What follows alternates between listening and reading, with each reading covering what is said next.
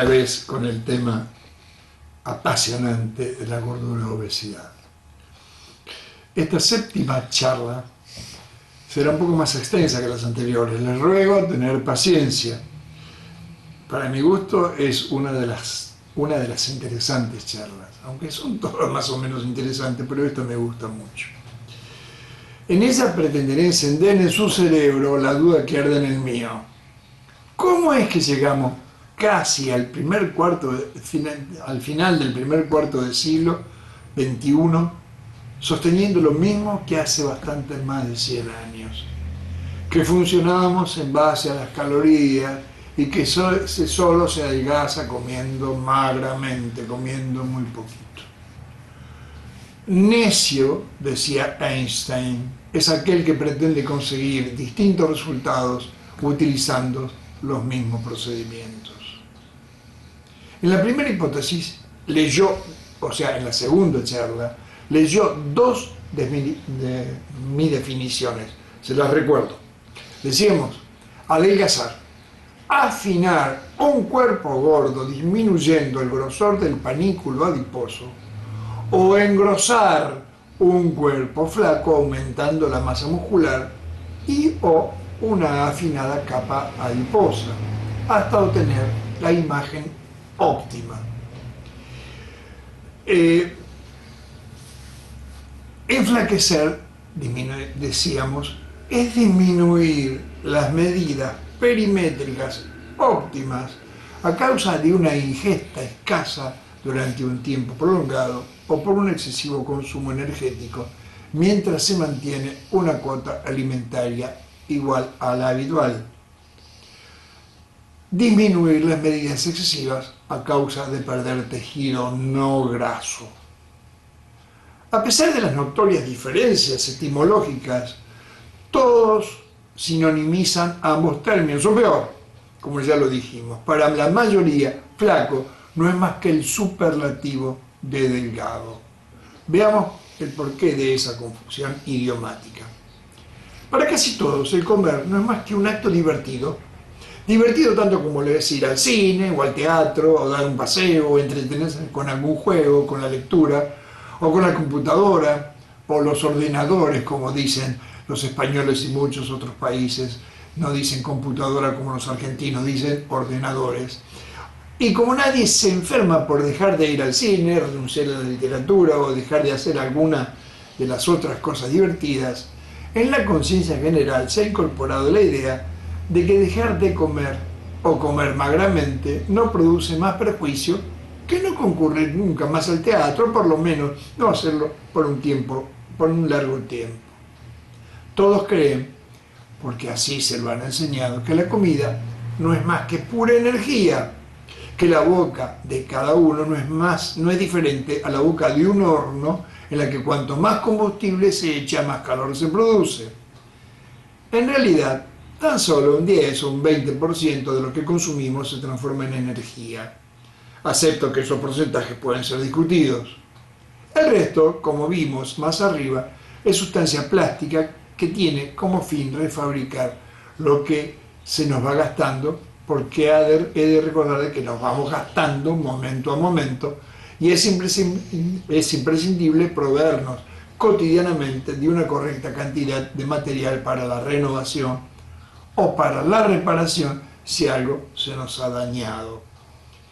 Es seguro que nunca pensó que por su cuerpo circulan más o menos 3 kilos de glóbulos rojos, que usted está rodeado de entre 2 y 5 kilos de piel, según el volumen corporal de cada uno, por supuesto, y que en su interior funcionan varios kilos de vísceras. Pues vísceras, piel, glóbulos rojos tienen algo en común. Deben ser renovados íntegramente, más o menos cada 3 meses. Para que se entienda mejor, digamos que, exceptuando a todos los músculos y a los tejidos nerviosos, todo lo demás, inclusive los huesos, es renovado varias veces al año. Aparte, a cada momento debemos fabricar hormonas, enzimas, prostaglandinas, anticuerpos, jugos digestivos y un sinnúmero de productos químicos imprescindibles para nuestra existencia. Seguramente es otra hipótesis esto.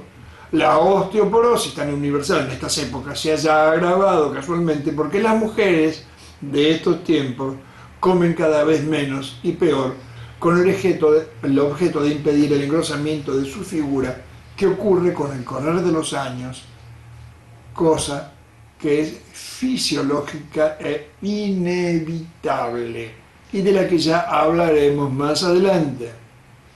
Es por todo esto que debemos comer buena comida en forma cotidiana. Y obviamente para reponer, reparar y fabricar lo que la fisiología demanda, según hemos visto, hay que consumir un mínimo indispensable diario de buen alimento, carbohidratos, proteínas, grasas, vitaminas, minerales, en lo que está incluida el agua, obviamente. Si se consume por cualquier motivo menos que el mínimo indispensable diario, y si se requiere una cantidad mayor que la habitual durante un tiempo medianamente prolongado y la cuota alimentaria cotidiana no se eleva, se está incorporando menos que el mínimo indispensable diario, por lo que se somete al organismo a un legítimo estado de carencia alimentaria. Como decíamos recién, para casi todos, el comer no es más que un acto divertido y el hambre, muy lejos de una necesidad fisiológica básica, no más que una pasión. Pasión que, como casi todas las pasiones, puede reprimirse, controlarse, dominarse y hasta suprimirse con fuerza de voluntad. O con algún medicamento salvador, si es que la fuerza de voluntad no es suficiente, uno siempre encuentra un médico solidario en estas terribles situaciones. Pretendo demostrarle con esta nueva hipótesis que todo esto no es más que otra falacia. Los humanos podríamos vivir en total estado de salud, me refiero estrictamente a lo nutricional, consumiendo siempre y solamente carnes y vegetales crudos, tal como lo hacen todos los otros animales. Pero inventamos el arte culinario, y lo inventamos tan solo para no hacer aburrido el acto obligatorio y fisiológico de ingerir los nutrientes imprescindibles cotidianamente, tal como inventamos las tisanas, los caldos, los refrescos, para quitarle la monotonía al acto fisiológico y obligatorio de beber agua con frecuencia, o las sábanas de seda para hacer más agradables el imprescindible acto de ir a dormir y de perpetuar la especie, claro. Desde que los gordos se hicieron tan numerosos como para que la ciencia se ocupara de ellos, todo el planteo terapéutico se basó en un razonamiento, en un presupuesto, en una fórmula. Los gordos lo están porque comen mucho. Para adelgazar, entonces, deben comer poco. En base a esa observación, a ese principio tan elemental y primitivo, se establecieron actitudes curativas que aún hoy se siguen usando con el mismo fervor, entusiasmo y tosudez que hace más de un siglo, tal como si esas actitudes hubiesen desde el principio llevado a todos los padecientes de gordura a un final feliz. Sin embargo, en todas estas décadas, como es de público conocimiento, el problema no ha hecho más que agravarse. El porcentaje de personas gordas que forman parte de cualquier grupo humano aumenta en forma geométrica y en las mismas formas las nefastas consecuencias indeseables de las terapias impuestas pretendiendo disminuir el porcentaje. Quiero creer en este momento que en su mente ha surgido una pregunta: ¿en dónde está el error? Pues la respuesta también es poco compleja. Los gordos no lo están porque comen mucho. Estoy hablando desde el estricto punto de vista orgánico. En una próxima charla comprenderá el porqué de esta aclaración. No es porque comen mucho, sino es porque comen mal. Luego, para que adelgacen, no hay que obligarlos a comer poco, sino enseñarles a comer bien. Aunque coman mucho, mientras coman bien. La principal herramienta que se ideó en base a aquel equivocado planteo que reza que si uno está gordo es porque come mucho, fue lo que conocemos como dieta hipocalórica. Ya lo hemos conversado varias veces. La filosofía del planteo hipocalórico, como ya hemos visto, es la que supone que la gordura no es más que un patológico acaparamiento de los excesos de calorías ingeridas. Para adelgazar, entonces, se debe consumir menos que sesudos cálculos mediante la persona en cuestión necesita de acuerdo a su sexo, edad y actividad. Las que falten serán compensadas con las que extraiga de sus tan odiados depósitos de grasa. El adelgazamiento ha de ser, a todas vistas, la consecuencia lógica del proceso. Pero todo vuelve a estar mal. Los animales, todos los animales, carnívoros, herbívoros, estrictos o no estrictos, recuerde, no vivimos acumulando calorías, sino hidratos de carbono, más específicamente glucosa. Aquel autor norteamericano del que se hablaba la primera vez, esta vez sí tenía razón al defender las hipótesis que se había elaborado muchas décadas antes. Las tan promocionadas y oficiales dietas hipocalóricas en realidad son dietas carenciadas. El someterse durante, digamos, 3 meses, que es el tiempo aproximado de toda una renovación de nuestro organismo, a una dieta carenciada, hipocalórica, significa para nuestra economía, los médicos usamos mucho esa palabra economía. Con ella nos referimos al sistema de funcionamiento de los procesos corporales en los cuerpos orgánicos, también al cuerpo como un todo organizado. De hecho, en ningún texto médico figura la expresión cuerpo humano. Siempre la reemplazamos por ese eufemismo, la economía. Significa, le decía, un legítimo estado de emergencia, el comer menos de lo indispensable. Un estado de emergencia nutricional por falta crónica de una adecuada provisión de materia de repuesto. La renovación no se hará plenamente como la fisiología lo necesita. Una dieta hipocalórica tradicional aporta al organismo, y en el mejor de los casos, no más de la mitad, pero en general muchísimo menos que el mínimo indispensable diario. Por lo que luego de toda una renovación, nadie pretenderá conservar sus imprescindibles 3 kilos de glóbulos rojos. Seguramente en este momento recuerda a aquella amiga que por someterse a una dieta estrictísima se transformó en anémica. O quizá recuerde su propia anemia si pasó usted por la prueba. El grosor y la calidad de la piel disminuirá. Ahora quizá venga a su memoria la vez en que lo sometieron a aquella insufrible dieta de 900 calorías, dieta shock que le dicen, en donde su piel quedó fina, pálida, ajada. ¿Te sientes bien?, le preguntaban sus allegados. Y el hígado se achica, y los riñones se achican, y el páncreas, y los ovarios, y los testículos. ¿Por qué cree sino que las muchachas anoréxicas dejan de menstruar y que los varones con ese problema se vuelven infértiles? Los ovarios y los testículos se hacen tan pequeñitos que ya no pueden cumplir plenamente con su función. Y a todos los demás órganos les pasa lo mismo.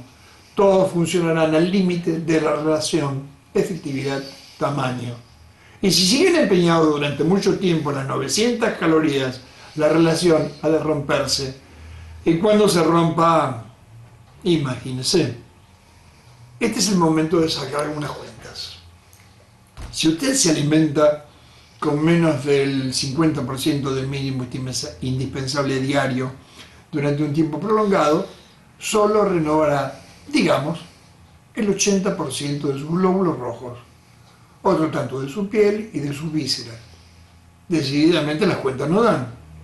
¿Cómo ha de renovar el 80% si tan solo ha consumido el 50% del material necesario para la renovación? ¿De dónde sacó la diferencia? Esa respuesta también será fácil de entender. La proteína que le ha faltado la sacó fundamentalmente de sus músculos. Son ellos los que ante la carencia prolongada de material proteico de repuesto, a que ha sido sometido con una prolongada dieta de hambre, le prestaron, entiéndase bien, le prestaron lo necesario como para renovar lo estrictamente indispensable, procurando su sobrevida hasta que termine la emergencia. Porque el cerebro, al comer menos de lo mínimo indispensable diario por mucho tiempo, aunque se haga en una forma voluntaria, lo toma como una emergencia.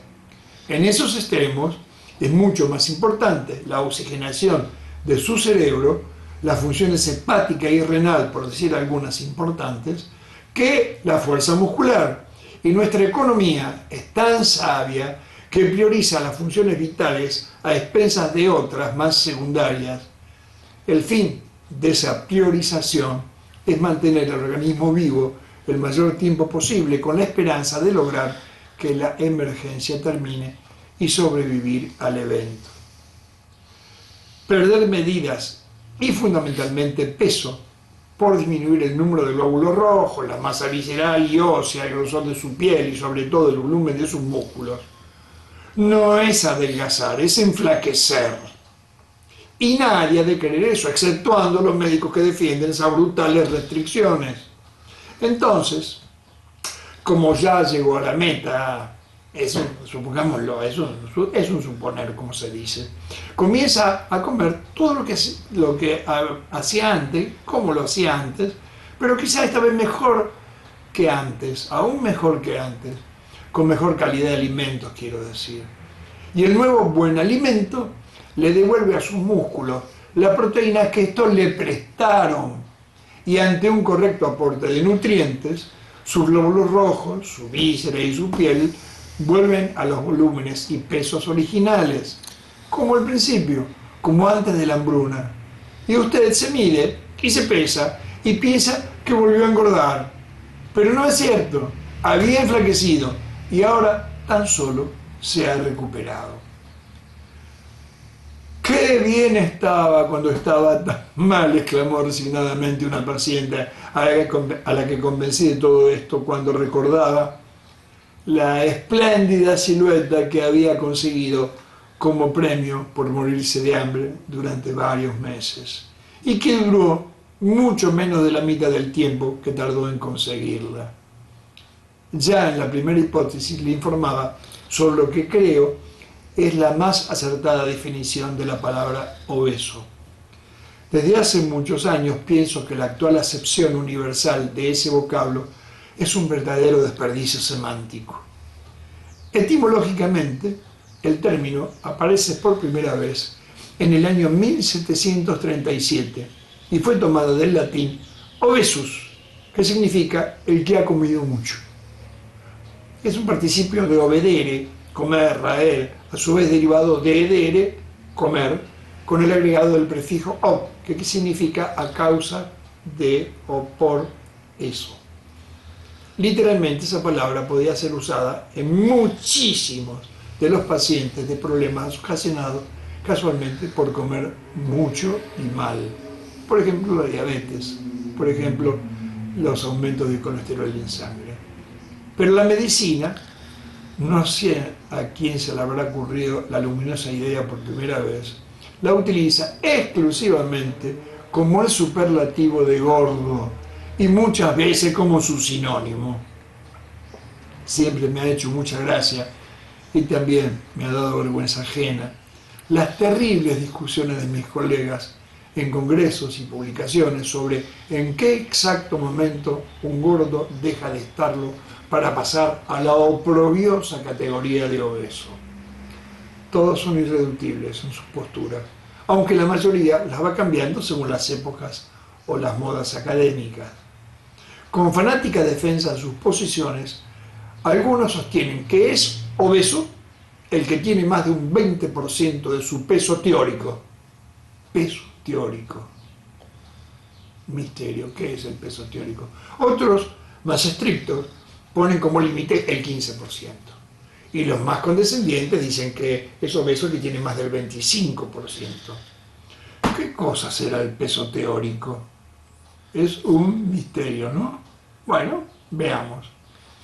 El peso teórico ideal. Título. Oh, el peso teórico. Se han desarrollado terribles batallas intelectuales para llegar a establecerlo. Se han ideado cientos de fórmulas para llegar a la verdad, entre comillas, de la cuestión. Pondré algunas a su consideración para que comprenda el porqué de mi enojo o de mi estupefacción. Empecemos con la fórmula de Broca. Broca decía, el peso en kilogramos ha de ser igual a la talla en centímetros menos 100. Si mide usted 1,72 m de altura, debe pesar 72 kilos para considerarse delgado. Con esta fórmula viene uno a descubrir que todos los que padecen enanismo están gordos, ya que no se conoce en la historia de la humanidad ninguna persona de 1 metro o 2 centímetros de altura que tan solo pese 2 kilos. Esto último es una ironía, obviamente, ¿no? Bernard también formuló su fórmula, el doctor Bernard. El peso en kilogramos, decía él, será igual a la talla multiplicada por el perímetro medio torácico. Se considera delgado, afirmaba, el que el resultado le dé 240. Piquet, el doctor Piquet, también dio su opinión. Pero ahora la cosa se complica un poco más. Escuche bien esto porque, aunque parezca un chiste, no es chiste, es cierto. Piquet decía, si se multiplica el peso por 10, se divide el producto por la altura sentado. ¿Sentado en dónde? No dice. Por la altura sentado. Y a tal cociente se le extrae la raíz cúbica, el resultado normal ha de ser 100. Es obeso que no tiene valores mayores de 100. Así lo decía él. Después el doctor Pinet también inventó su índice. Yo lo conocí por primera vez en mi servicio militar. Es el resultado de restar a la talla el perímetro torácico y luego el peso. Normal, según Pinet, entre 15 y 25. Los obesos tienen, obviamente, valores más bajos. Hay muchísimas más, decenas más. Me encantaría comunicárselas a todas, pero todas las que he encontrado, pero estoy seguro de que usted se aburriría de escucharlas y pasaría a algo más interesante que escuchar semejante cantidad de sandeces, ¿no? Por lo que mi trabajo de investigación sobre cómo se determina mediante las matemáticas quién es normal, quién está gordo y cuál obeso, se transformaría en algo total y absolutamente inútil. Pero déjenme, por favor, que les ponga una última. El índice de masa corporal. El índice de masa corporal es el resultado de dividir el peso en kilogramos por la talla en metros elevada al cuadrado. Este nuevo intento tiene algo en particular. Es lo último de lo último y está de moda en todos los círculos académicos del mundo. Al principio se consideraban valores normales entre los que oscilaban entre 20 y 25. Luego, sus mentores se pusieron más condescendientes y establecieron que es normal la persona que se encuentra entre 18 y 27. Y claro, seguramente algún musculoso señor de 1,83 m de altura y 90 kilos sacó cuentas y el resultado le dio 26,87. Por lo que seguramente fue y protestó. Y como no es tan sencillo discutir con un fortachón de 1,83 m y 90 kilos de peso, no hubo mayores inconvenientes en subir los límites de la normalidad a 27. Y nobleza obliga, si subimos 2 puntos del máximo admitido, es justo que se compense el mínimo con una reducción semejante. Pero no se harán más concesiones, ¿estamos? Ay, Dios, ahora viene lo feo. Quienes están entre 27 y 30 son considerados obesos de grado 1. ¿En serio? ¿Se los considera así?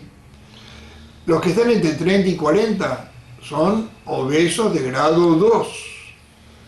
Los mayores de 40, o sea, los que el índice de masa corporal le da más de 40, son obesos de grado 3. A ese grado de obesidad también se la denomina obesidad mórbida. Siempre me ha disgustado esa denominación, aunque debo reconocer que obesidad mórbida es menos brusco que la antigua denominación. Antes se le decía a ese tipo de obesidad, obesidad monstruosa. Ahora les cuento una anécdota personal. Cuando yo era niño, cada vez que le preguntaba a mi padre sobre quién inventó alguna cosa, él me respondía siempre con la misma expresión jocosa. Quiero decir que siempre me hacía el mismo chiste. Alguien que no tenía nada que hacer, me contestaba. Luego, obviamente, si él no lo sabía, él me daba la respuesta correcta, pero si no lo sabía, íbamos a la enciclopedia, a nuestra enciclopedia, a buscar la respuesta. Papá, ¿quién inventó el teléfono? Alguien que no tenía nada que hacer.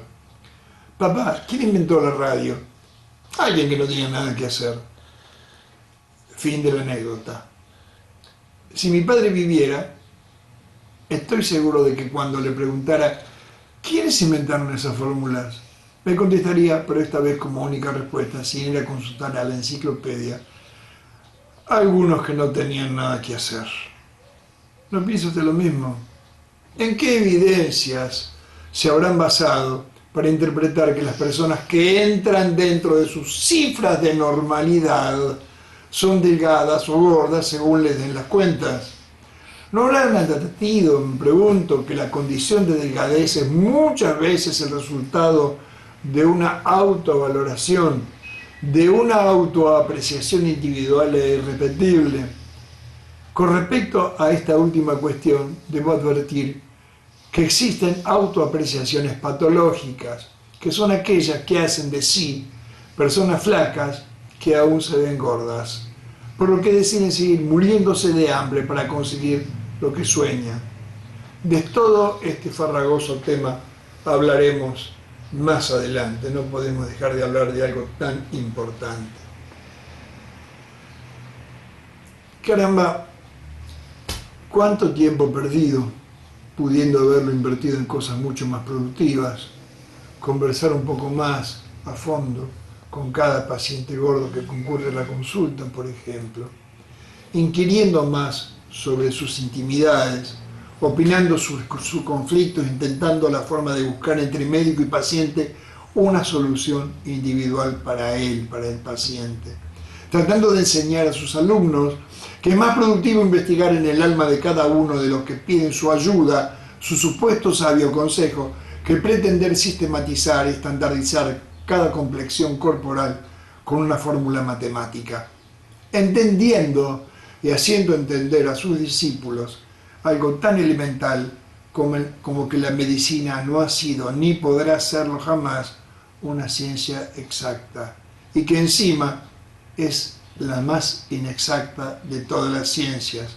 como ya lo hemos repetido varias veces, y muchísimo menos en estos menesteres de la figura humana, de la estética del hombre, aún con sus excesos o sus defectos.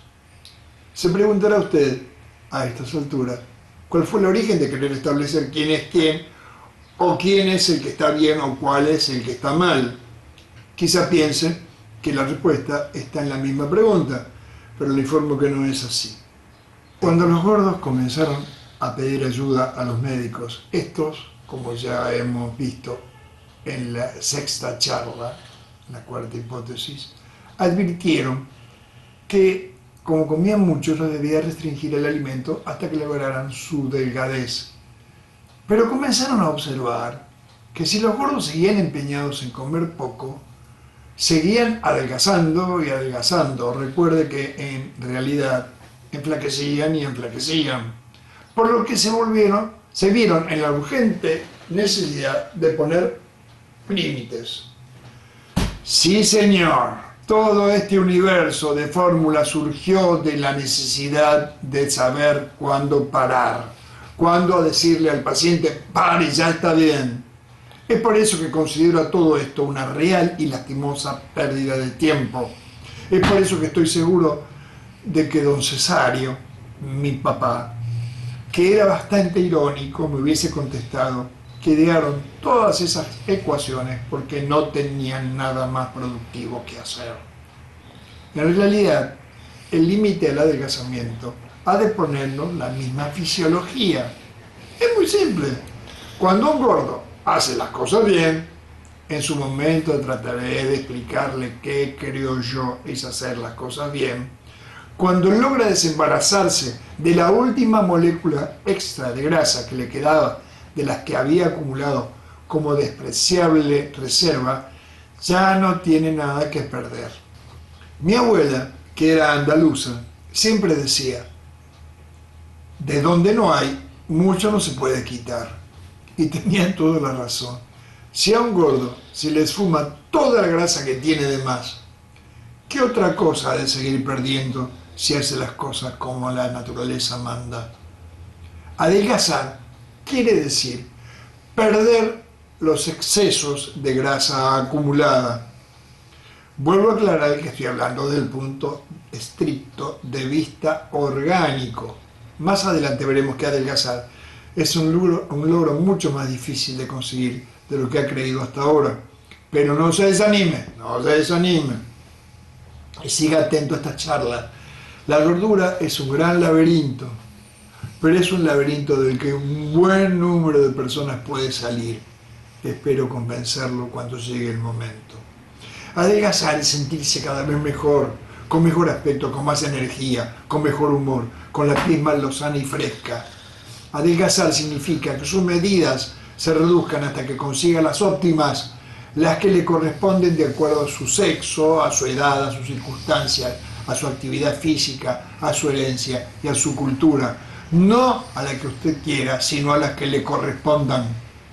Nunca se ha creado ni ha de crearse una dieta a la que usted se someta y adelgace, y una vez que esté delgado, coma lo que quiera, si total ya está delgado, y no engorde más.